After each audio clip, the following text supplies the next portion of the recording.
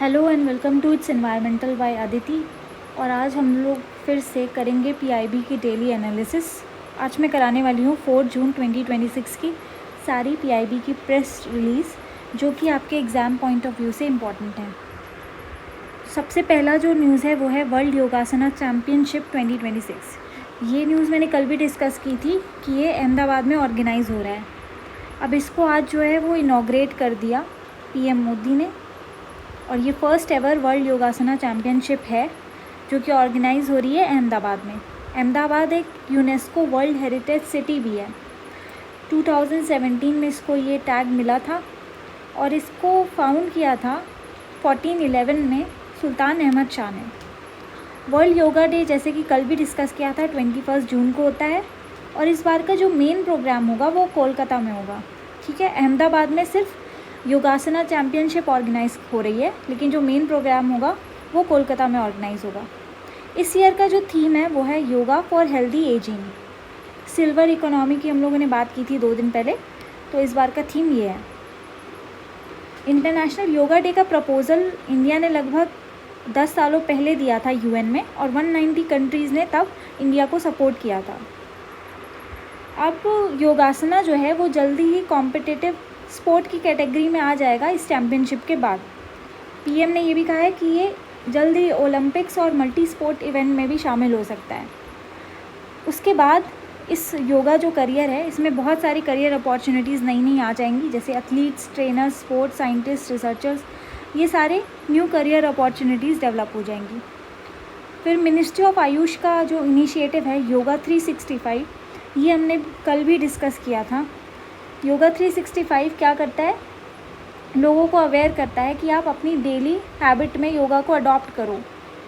ठीक है, उसके बाद योगा जो है वो बहुत ही कॉस्ट इफ़ेक्टिव टेक्निक है अपनी हेल्थ को मेंटेन करने का, इसको कोई भी कर सकता है।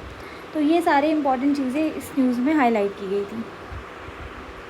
नेक्स्ट जो हमारी न्यूज़ है वो है एपिडा से रिलेटेड। एपिडा ने अभी फ़िलहाल फर्स्ट एवर सी शिपमेंट की है botanical infuse ready to cook millet functional foods की। अब फंक्शनल फूड्स क्या होते हैं? फंक्शनल फूड्स ऐसे फूड्स होते हैं जिनमें जो बेसिक न्यूट्रिएंट्स होते हैं उसके अलावा उनमें कुछ बायो एक्टिव कंपाउंड्स इन्फ्यूज़ किए जाते हैं।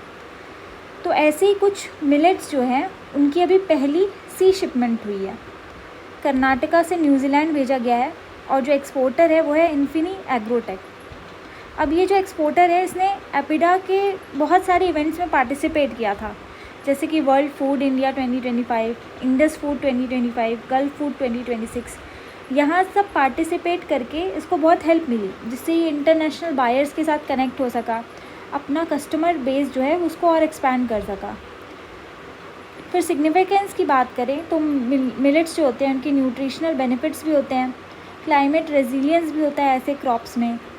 ये बहुत हार्डी क्रॉप्स होते हैं, बहुत वाइड क्लाइमेटिक कंडीशंस में ग्रो कर सकते हैं। और साथ ही ग्लोबल डिमांड भी बहुत बढ़ गई है इधर विश मिलेट्स की। अगर हम इस पे ध्यान देंगे तो फार्मर की इनकम बूस्ट होगी, इंडिया का एग्री एक्सपोर्ट इकोसिस्टम जो है वो भी स्ट्रेंथन होगा। फिर इंडिया बहुत पहले से ही मिलेट्स को प्रमोट कर रहा है श्री अन्न के नाम से। श्री अन्न हम मिलेट्स को ही कहते हैं।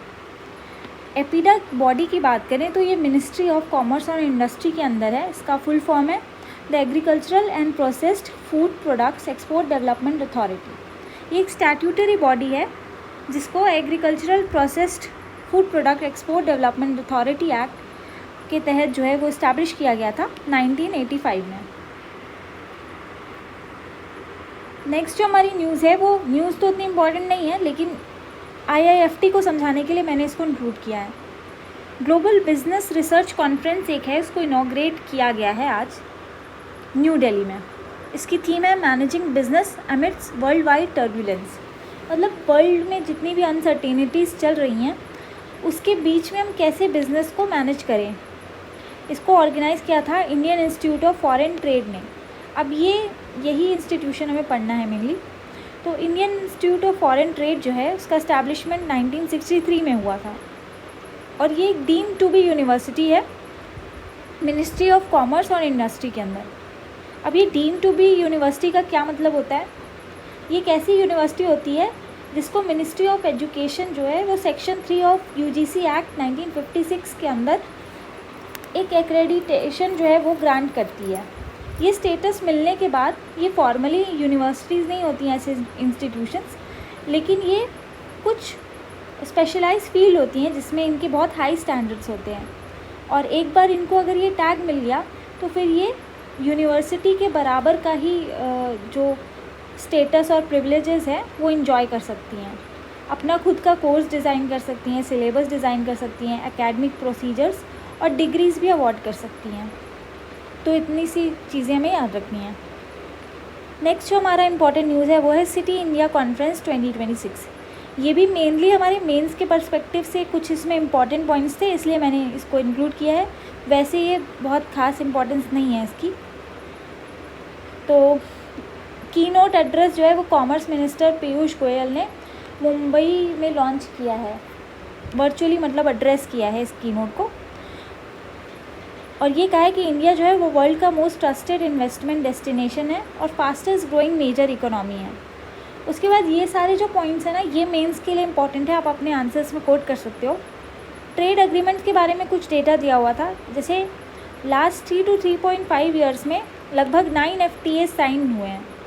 38 डेवलप्ड इकोनॉमीज़ को ये कवर करते हैं FTAs। और अभी हमने कुछ दिन पहले ही पढ़ा था कि ओमान का जो फ्री ट्रेड एग्रीमेंट है सीपा, वो 1 जून 2026 से फोर्स में आ गया है, और इंडिया सेकंड नेशन है आफ्टर US जो कि ओमान के साथ सीपा साइन कर पाया है, इसलिए बहुत इंपॉर्टेंट हो जाता है। और ये हमें ये भी दिखाता है कि इंडिया कैसे इन्वेस्टमेंट और ट्रेड्स रिलेटेड जो है चीज़ों में आगे बढ़ रहा है।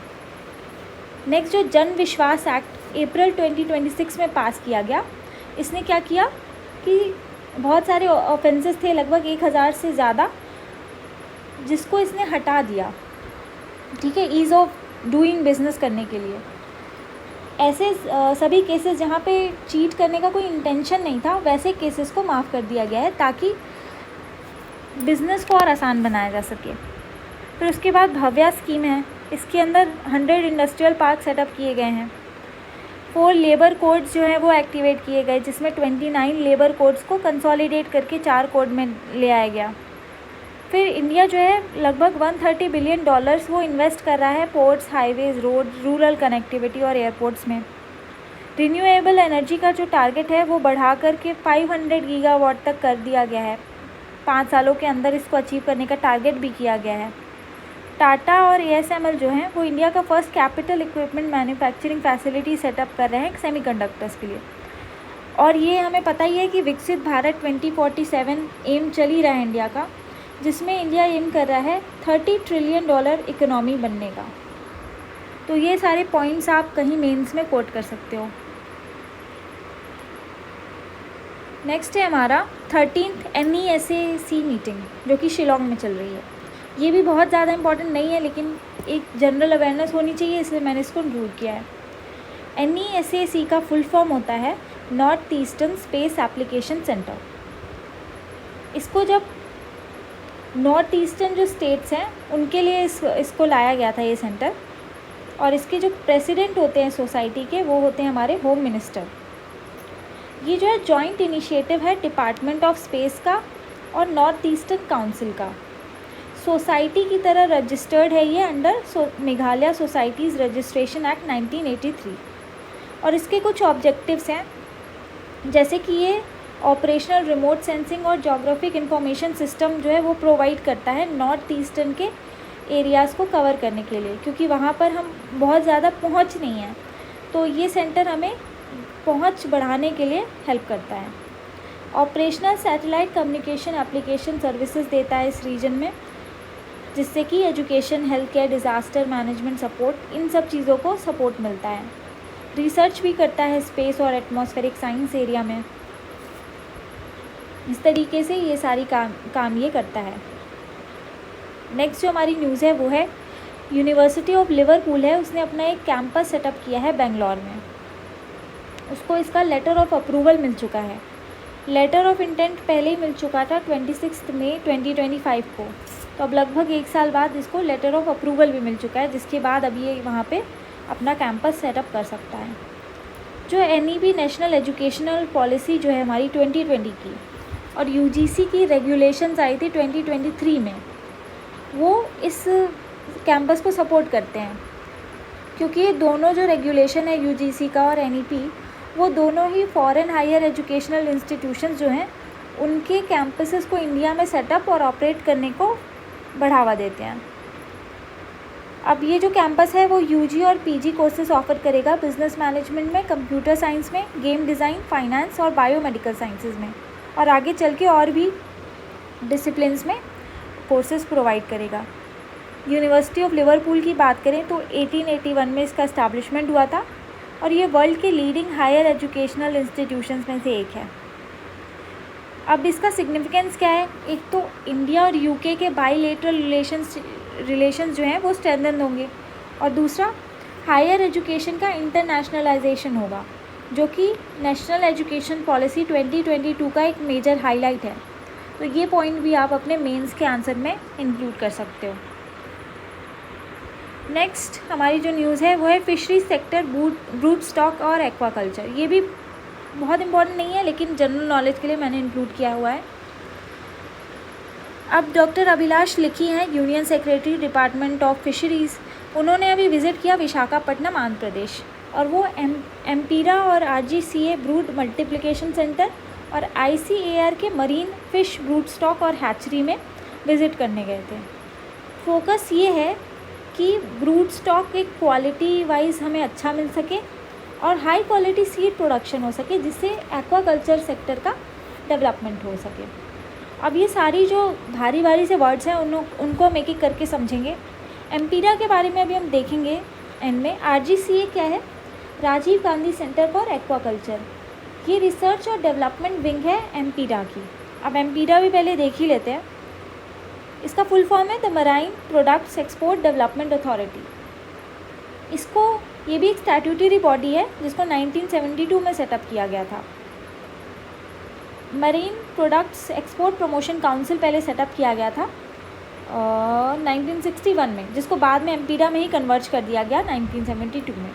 और इसका मेन फोकस है मरीन प्रोडक्ट इंडस्ट्री को प्रमोट करना, और स्पेसिफिकली ये प्रमोट करता है मरीन प्रोडक्ट के एक्सपोर्ट्स को।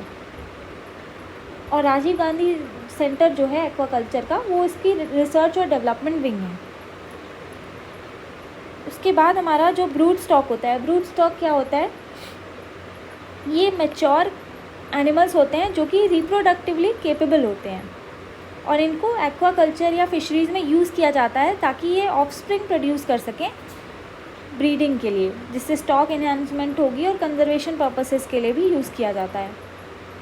अब यहाँ पर जो बीएमसी है वो प्रोड्यूस करती है, ब्रूड मल्टीप्लिकेशन जो सेंटर है वो प्रोड्यूस करता है पीनियस मोनोडॉन, जिसको ब्लैक टाइगर श्रिम्प भी कहते हैं। इसका ब्रूड स्टॉक तैयार करता है।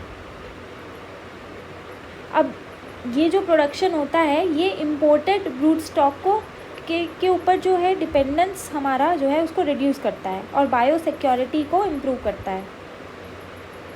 कुछ चैलेंजेस भी सेक्टर में आइडेंटिफाई किए गए हैं, जैसे मार्केट के साथ जो लिंकेज है इस इंडस्ट्री की वो थोड़ी वीक है, इनपुट और इलेक्ट्रिसिटी कॉस्ट जो है वो हाई है, और ट्रेनिंग की भी बहुत ज़्यादा ज़रूरत है इस फील्ड में। उसके बाद आंध्र प्रदेश जो है वो लार्जेस्ट डोमेस्टिक फ़िश प्रोड्यूसर है। लगभग 55.39 लाख टन जो है यहाँ पे प्रोडक्शन होता है फ़िश का। उसके बाद आंध्र प्रदेश में कुछ इंफ्रास्ट्रक्चर डेवलपमेंट हुआ है प्रधानमंत्री मत्स्य संपदा योजना के अंदर। क्या हुआ है? 6 इंटीग्रेटेड फ़िश लैंडिंग सेंटर्स बनाए गए हैं। विशाखापट्टनम में 2, वाइजैग नगरम में एक बनाया गया है, फिर काकीनाडा में, तिरुपति में और अनकपल्ली में। फ़िश लैंडिंग सेंटर ऐसी फैसिलिटी होती है जहाँ पे जो तुरंत हम फ़िश पकड़ते हैं उनको पहले लाया जाता है, सॉर्ट किया जाता है, सेल के लिए प्रिपेयर किया जाता है। तो ये फ़िश सप्लाई चेन का एक इनिशियल पॉइंट की तरह सर्व करता है फ़िश लैंडिंग सेंटर्स। तो 6 integrated fish landing centre setup किए गए हैं आंध्र प्रदेश में अंडर पीएम मत्स्य संपदा योजना। 3 फिशिंग हार्बर्स भी सेटअप किए जा रहे हैं, कोडीमाडका, गटलापलेम और कोठापट्टनम में।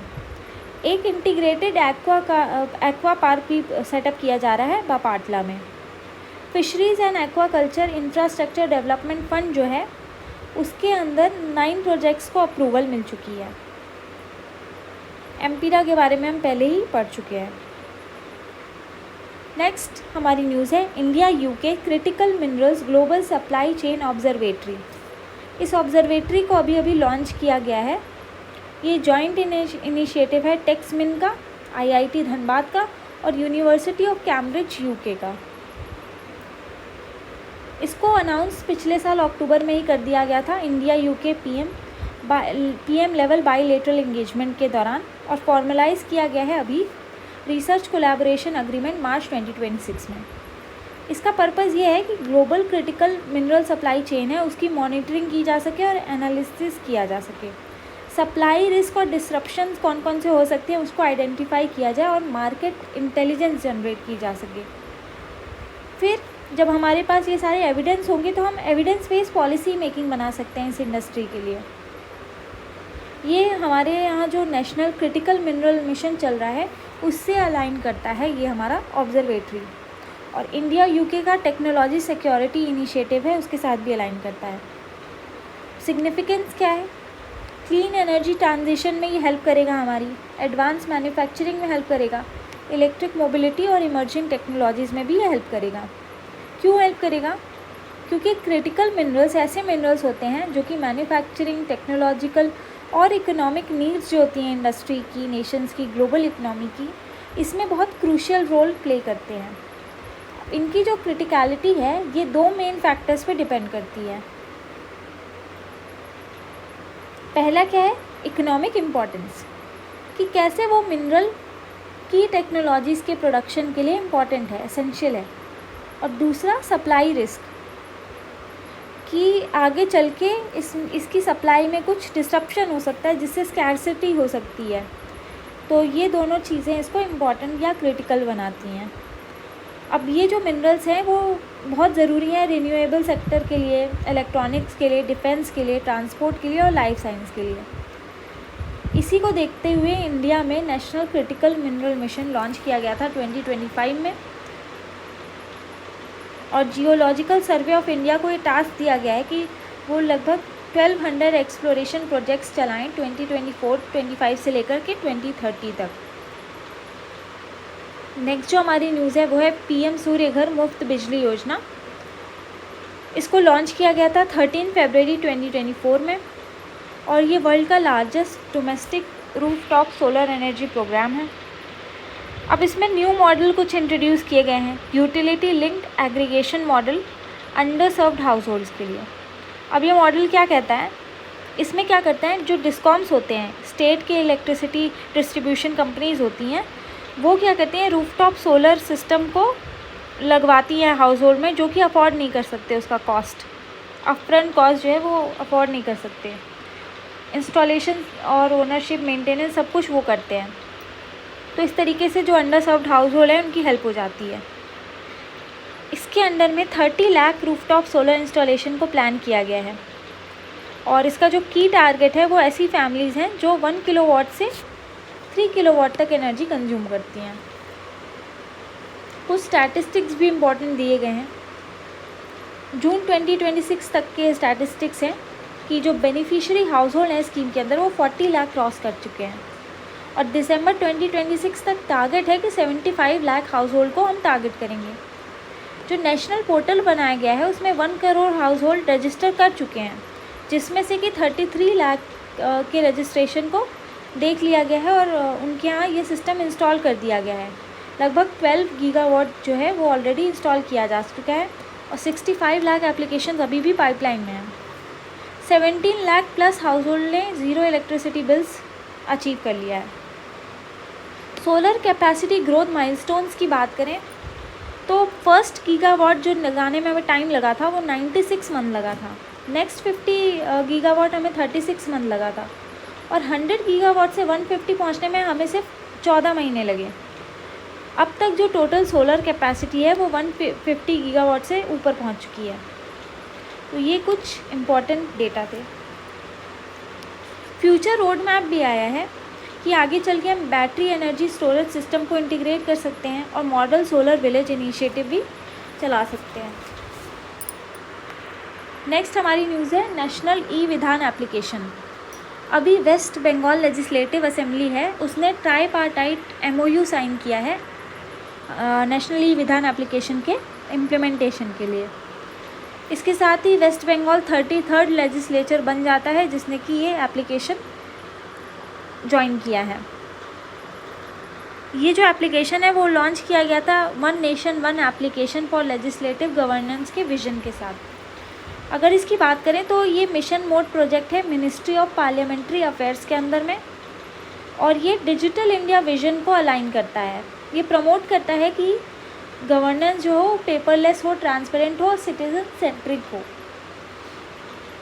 जितने भी लेजिस्लेटिव बिजनेस हैं उनका end to end digital management करने पे ये जोर देता है। जैसे सारे क्वेश्चंस, बिल, नोटिसेस सब कुछ डिजिटल फॉर्मेट में हम प्रोसेस करेंगे, और एक तरीके से ये परमानेंट डिजिटल रिपोजिटरी बना देता है लेजिस्लेटिव रिकॉर्ड्स की। फिर उसके बाद नेक्स्ट जो न्यूज़ है वो है हमारी national awards for e governance 2026। ये अवार्ड्स हर साल दिए जाते हैं। इस बार इसका 29th एडिशंस था, जिसमें 17 प्रोजेक्ट्स को सेलेक्ट किया गया है 7 अवार्ड कैटेगरीज के अंदर में। 10 गोल्ड और 6 सिल्वर और एक जूरी अवार्ड जो है वो अवार्ड किया गया है।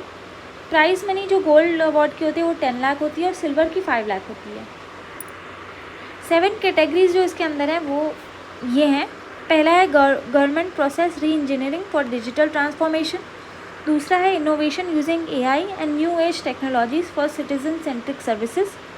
तीसरा best e governance practices innovation in cyber security. Fourth है हमारा district level initiatives in e governance. Fifth है grass root level initiatives by gram panchayat. Sixth replication and scaling of nationally awarded mission mode e governance projects. और 7th हमारा digital transformation by use of data analytics. सारे awardees यहाँ पे मैंने note नहीं किए हैं, कुछ इंपॉर्टेंट हैं जो कि आपको देखना चाहिए। एग्री स्टैक जो मिनिस्ट्री ऑफ एग्रीकल्चर और फार्मर वेलफेयर का है। ई जागृति मिनिस्ट्री ऑफ कंज्यूमर अफेयर्स का। ई जागृति पोर्टल फ्लैगशिप इनिशिएटिव है डिपार्टमेंट ऑफ कंज्यूमर अफेयर्स का। इसको लॉन्च किया गया था 1 जनवरी 2025 में। ये centralised digital grievance redressal system की तरह काम करता है। उसके बाद और क्या चीज़ें, किन चीज़ों का अवार्ड मिला? महाकुंभ 2025 को, जिसको ऑर्गेनाइज़ किया था प्रयागराज मेला अथॉरिटी ने। AI enabled clinical decision support in e Sanjeevani telemedicine को।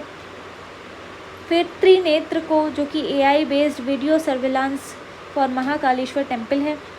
पंचायत एडवांसमेंट इंडेक्स को, जो कि रिलीज़ करता है मिनिस्ट्री ऑफ पंचायती राज।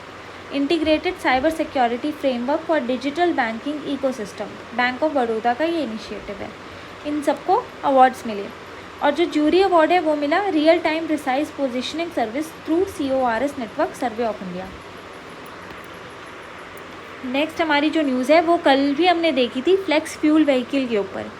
कल हमने देखा था कि हीरो मोटोकॉर्प ने कुछ बाइक्स लॉन्च की है फ्लेक्स फ्यूल व्हीकल की तरह, जिसके इंजन्स में कुछ बदलाव किया गया है। वैसे ही आज जो है वो इंडिया का first flex fuel passenger vehicle launch किया गया। कौन सा? Maruti Suzuki wagon R. Flex fuel vehicle जैसे हमने कल डिस्कस किया था कि ये इथेनॉल ब्लेंडेड पेट्रोल पर रन करते हैं, E20 से लेके E100 तक। अब नीति आयोग ने जो ethanol based flex fuel vehicles हैं इनको ज़ीरो एमिशन व्हीकल्स की तरह नोटिफाई किया हुआ है, क्लासिफाई किया गया है। और E85 जो व्हीकल्स होते हैं वो near zero particulate matter emissions करते हैं।